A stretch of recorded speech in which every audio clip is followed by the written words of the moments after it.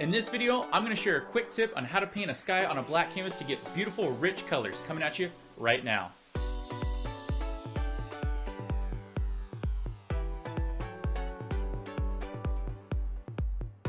Hey guys, Wild for Games here for you, and today I'm going to share a quick tip on skies on a black canvas from my Creative Control playlist. If this is your first time here, consider subscribing if you like the material I'm about to share. Let's make our way on over to the palette and canvas, and I'm going to show you how to pull colors forward on a black canvas. I already went ahead and put black acrylic on my canvas paper here to speed up the process. I waited about 15 minutes for it to dry, and then I applied linseed oil to the paper as well. I took an extra piece of paper towel, wadded it up into a square, and then I took off the residual oil. What is left is all I'm going to need to blend in my colors. Once I'm good to go, I put a masking tape horizon line down. This is solely for me to show you two examples. On the top, I'm going to show you just a basic sky, and on the bottom, I'm going to show you how to put in a little bit of movement, but we'll come back to that in a moment. As for the colors we're going to need, we're going to keep it simple. We're going to use alizarin crimson, phthalo blue, and titanium white. Next, we're going to take a clean 1-inch brush and grab up a good, nice amount evenly distributed across all the bristles of our 1-inch brush. Make sure to pull down and tap into the paint to get even application. When we approach the canvas, we want to think about the rule of thirds. Don't lay your color in the center. Put it off to the side just a little bit, but you choose what side you want to go with. I'm going to choose my right side and just add a dot to indicate where I'm going to start. From here, it's just like any basic sky. Just start doing some small X cross strokes and work your way out in a spiral fashion. This will let your color fade out naturally from a gradient from the strong source of where you first started. Now I'm going to use that same dirty 1-inch brush. The blue will overpower the red, so don't worry. Pull the color out nice and even and make sure to coat both sides of that paintbrush. If you have any globs, just tap it into the palette and it'll work it all out. With all of our blue paint on our 1-inch brush, we're going to work it in the left-hand corner and fade it towards our red color.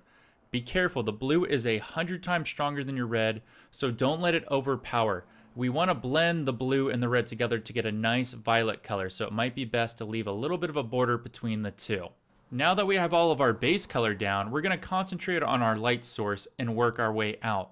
Our brightest spot is our red, so we're going to take a 2-inch brush and blend the red out into the phthalo blue, which will produce a beautiful purple color. And we're going to take that purple color out to the phthalo blue into the darker areas where it meets the black of the gesso. Blend this as much or as little as you want. The more you blend, the more the colors are going to fade into each other. It's completely up to you. If you need to work off any excess paint, just tap your paintbrush on a paper towel to work it out. Once you're good to go, work the brush strokes back and forth from top to bottom to work out any cross strokes that are still showing through. Now it's time to start pulling color forward, and to do that we're going to need some titanium white on our 1-inch brush. Just like we did with all the other colors, pull it down in a straight line and get an even application across your 1-inch brush by tapping it thoroughly through all the bristles. Now you as the artist has to decide where you want to apply your color to pull it forward. Think about where you put your highlight spot, and we're going to start there and spread out. It's the same process as putting the color on for a sky. We're going to do small cross strokes starting at our red dot that we made in the beginning. Start slowly with a little bit of pressure. We can always add more paint if we need to, and work out in a spiral motion. Don't be scared if you get a couple globs of paint on there, because that's just going to look like moonlight is shining through at some places a tiny bit stronger than others, which will add depth to your painting. Wherever you want to add color, just slightly add it in, brushstroke by brushstroke, but do not kill all of your darks. You need dark and light to create contrast and depth within a painting. Now take your 2-inch brush and just slowly and softly start blending all of that color that we added on with the titanium white. You can sit here as long as you want and add and blend color as you wish, but have fun with it. Think about where you want to add color and how soft or how harsh you want certain spots to be. You don't have to be set in ways with what you first put on. You can always add more color or more white or anything that you want on top of. That's the nice thing about doing kind of black canvases. You're open to a free world of doing beautiful, beautiful colors. Now that you understand the basics, you can start having fun with black canvases. You can take your index finger and grab a little bit of white paint and create a small little moon in the distance by just doing a circular motion on the canvas with your actual finger, just like you would finger painting, and leave a nice little glob. And all you got to do is just sit there and blend it in softly with a 2-inch brush and let it fade as much as you want into the background.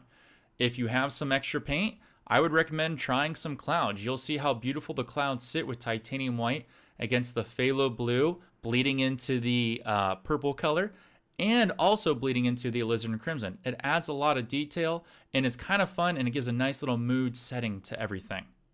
You might also notice if you're starting out to do clouds as a beginner, putting them against a very dark background on a black canvas helps the white pop a little bit more, which is best to practice your crowns and valleys if you're just starting out, because you'll get to see when you blend out the bottom and give it a nice lift how effective the cloud actually is. And that's it. That's how you do a very basic black canvas sky that allows you to put base colors on and pull them forward with just a little bit of lighter color on front.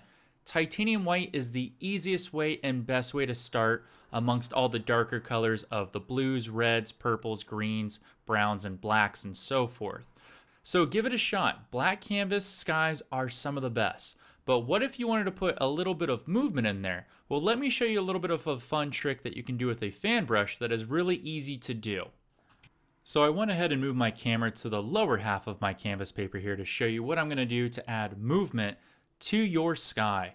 I went ahead and already put in my blue and my red. I use the same colors as before, alizarin crimson on the bottom right hand side and phthalo blue on the left hand side and outer edges, just to create a little bit of purple. And to add some movement to our sky, which is kind of going to look a little like a Tim Burton sky at first, is take a clean fan brush and get a nice application of titanium white on the brush. And basically all we're going to do is add U-shaped strokes to the canvas. I'm over exaggerating here, but you can do big strokes or small strokes depending on what kind of effect you want to have. Take into consideration where your light source started. If you remember, the red is kind of our brighter spot, so I'm going to work my color from there and up and away and let the color fade, as well as the brightness of the paint and intensity of it fade towards the blue, because technically that's getting into darker space for me. When you think you've added enough of the effect of the movement, we're going to go ahead and grab a clean 2-inch brush, and we're slowly and very, very softly going to start to blend this in. Start with a very soft cross stroke, working from your red, which is our light source, out to our violet, and then out to our phthalo blue. I can't stress this enough. Make sure you start with a very light touch. The harder you push, the more all of that color and all of that movement is going to blend into just a calming sky rather than a sky with movement in it.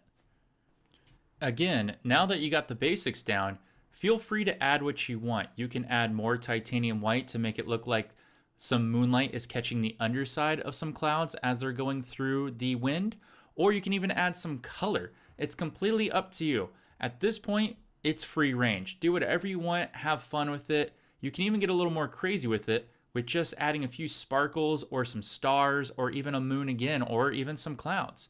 It's completely up to you.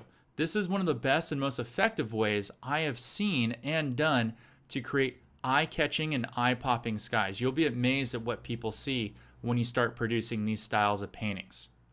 The last side note I have for you, and the last bit of advice I have for black canvases, is have fun with them. Experiment. Put a bunch of funky colors down. You'll be amazed at what blends perfectly together and what creates beautiful, beautiful contrast. Sometimes clouds of different colors look beautiful. Sometimes skies have all these nuances to them that just pull all these beautiful effects forward that make you really start loving black canvases. And if you stick with black canvases, they're probably gonna be your favorite thing to paint and probably your favorite thing to sell. So feel free to experiment, because it's an open world when you start using black canvases.